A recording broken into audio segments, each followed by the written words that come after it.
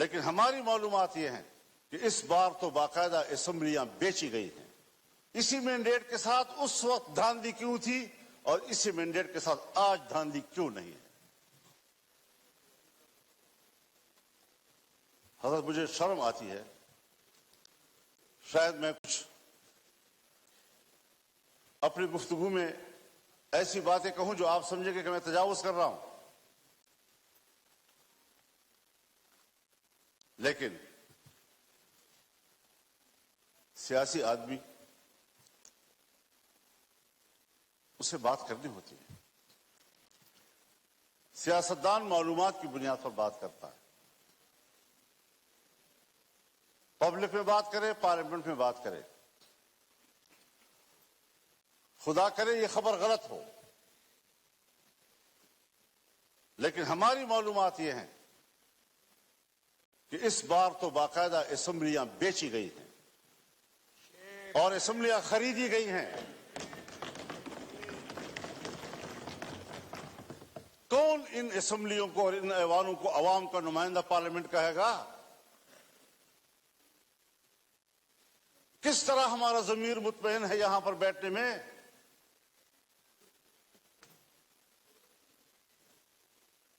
ہارنے والے بھی پریشان اور جیتنے والے بھی مطمئن نہیں۔ اس کیفیت میں حکومت میں بیٹھی ہوئی جماعتیں جو ہمارے لیے محترم بھی ہیں، ہمارے ہم سفر رہے ہیں، ہم ان کے اس جدوجہد کی قدر کرتے ہیں، لیکن انہی کی جماعتوں کے اندر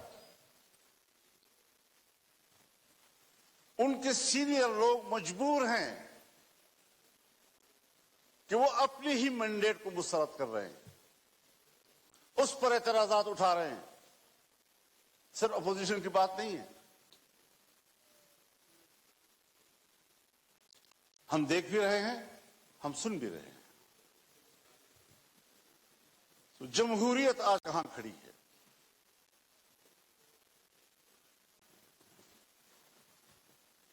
یہ صرف اس لیے ہم یہاں کمزور بیٹھے ہوئے ہیں کہ ہم نے ہر مرحلے پر کمپرومائز کیا ہے، ہم نے اپنے اصول پہ سمجھوتے کیے ہیں، ہم نے اپنی جمہوریت بیچی ہے، ہم نے اپنے ہاتھوں سے اپنے آقا بنائے ہیں، اور جب ہم ہی اپنے ہاتھوں سے اپنے لیے آقا بنائیں گے، یہی ہوتی ہے آخرت کی نشانی۔ جب رسول اللہ صلی اللہ علیہ وسلم سے حضرت جبریل نے پوچھا کہ آپ قیامت کے علامات کے بارے میں بتائیں، تو آپ نے پہلی بات کی ان تلد الامۃ ربتہا، کہ مائیں اپنے لیے مالکائیں جنیں گی، یعنی بیٹیاں مالک بن جائیں گی اور ماں کو نوکر اور گھر کے مزدور کی طرح دیکھیں گی۔ اس مثال سے آپ خود سمجھ لیں کہ جو آپ کے ماتحت ہونے چاہیے تھی، جو آپ کے حکم پر چلنے چاہیے تھے، وہ آج ہمارے آقا اور ان کے حکم پر ہم چل رہے ہیں۔ ہم یہاں پر ایک قانون پاس نہیں کر سکتے۔ جناب اسپیکر صاحب،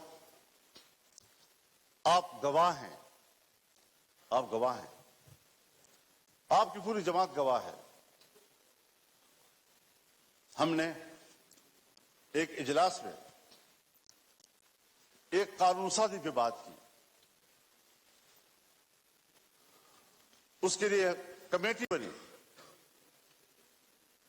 وزیر قانون کے نگرانی میں میاں شہباز شریف صاحب نگرانی کر رہے تھے اوپر سے۔ ہمارا اتفاق ہوا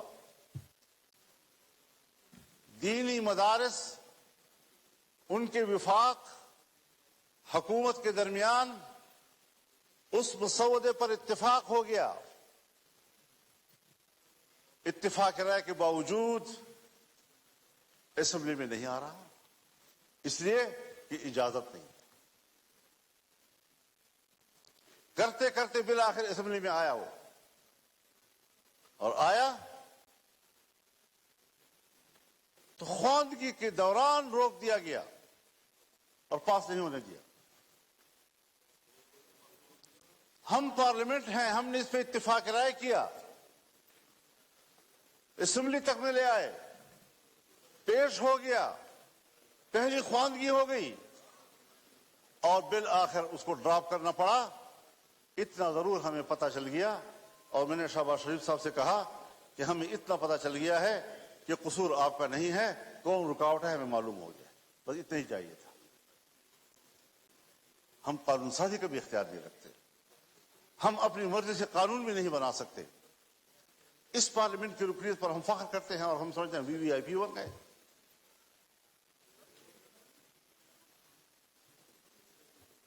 آج ذرا موازنہ تو کیجیے جناب اسپیکر, ہندوستان اور ہم ایک ہی دن میں آزاد ہوئے.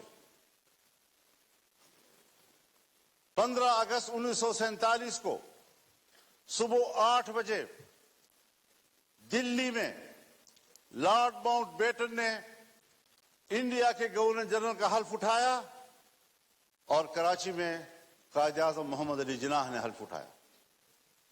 ایک ہی دن ہم آزاد ہوئے. آج وہ دنیا کی سپر طاقت بننے کے خواب دیکھ رہا ہے, اور ہم دیوالیہ پن سے بچنے کے لیے بھیک مانگ رہے ہیں کہ ڈیفالٹ نہ ہو جائیں ہم لوگ. یہ کس کے ہاتھوں, کون ذمہ دار ہے اس کا؟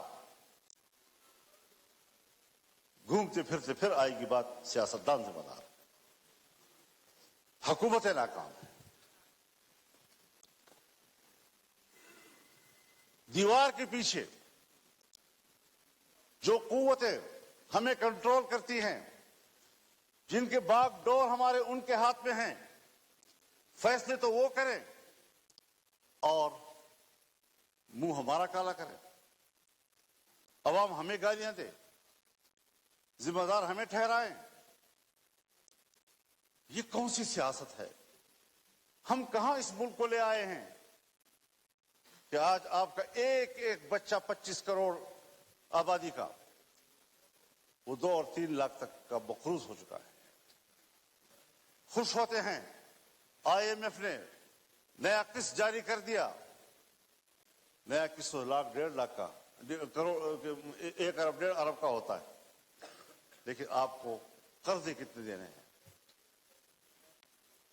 اپنی پیداوار کدھر ہے ہماری, اپنی صلاحیت کدھر ہے ہماری؟ ہم نے ملک کو جمود کا شکار بنا دیا ہے, اور قومیں جب جمود کا شکار ہوتی ہیں تو پھر وہ گرتی ہیں, وہ ترقی نہیں کر سکتی. پھر ذرا حساب لگائیں. جس ہندو کو ہم سارے القاب دیتے ہیں, سارے برے القاب ان کے, سارے اچھے القاب ہمارے, لیکن نتیجے کے لحاظ سے کارکردگی کی بنیاد پر ذرا اس کا بھی تجزیہ کر لیں, اپنا بھی تجزیہ کر لیں. گھر میں بیٹھے ہوئے ہیں ہم لوگ,